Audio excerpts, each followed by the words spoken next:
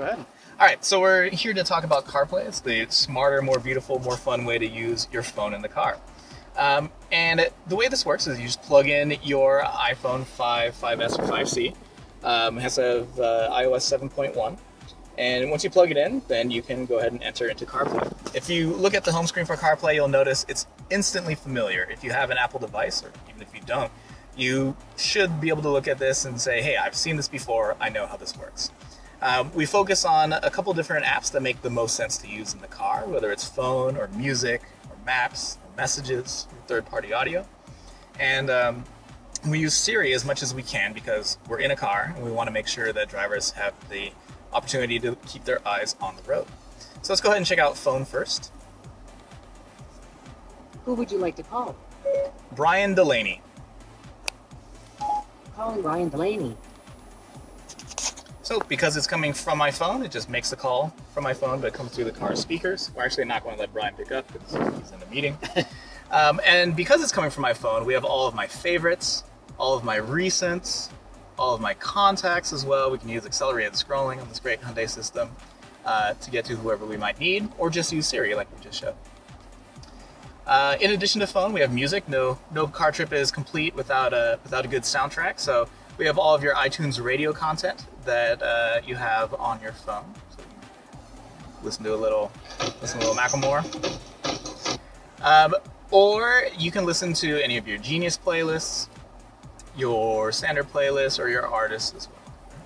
Again, we have all the great accelerated scrolling, or of course you can always use Siri to play whatever music you want as well. No road trip is complete without knowing where you're going, right? So we have our Apple Maps. Not only is this the very familiar Apple Maps that you're used to, it also shows real-time traffic. You can see there's quite a bit of it here in New York.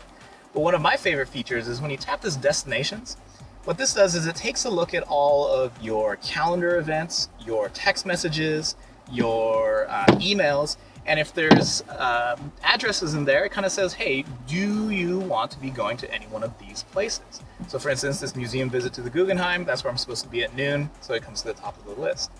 If of course... Because of your location or your past search history? This is from calendar, actually. This is, oh, your calendar, got it. Okay. And if where I'm going is not one of these, I can always search. Where would you like to go? Find a hotel. I found 12 places pretty close to you. So we can go ahead and use, our normal Siri search and start great turn-by-turn Starting route guidance. 2, Trip Hotel. Turn right onto 11th Avenue. In a quarter all the mile, 3D turn buildings left and onto West 30th Street. So that's maps. And then finally we'll get to messages. Messages is, I use messages more than I use my make phone calls. But it's kind of tricky inside of a car. So as you can probably guess, we use Siri almost exclusively for messages to make sure that you can keep your eyes on the road. To whom shall I send this? Leslie Gill. Okay, what do you want to say to Leslie Gill? Let's get lunch later. Your message to Leslie Gill says, let's get lunch later. Ready to send it? Yeah, let's send it. Okay, I'll send your message.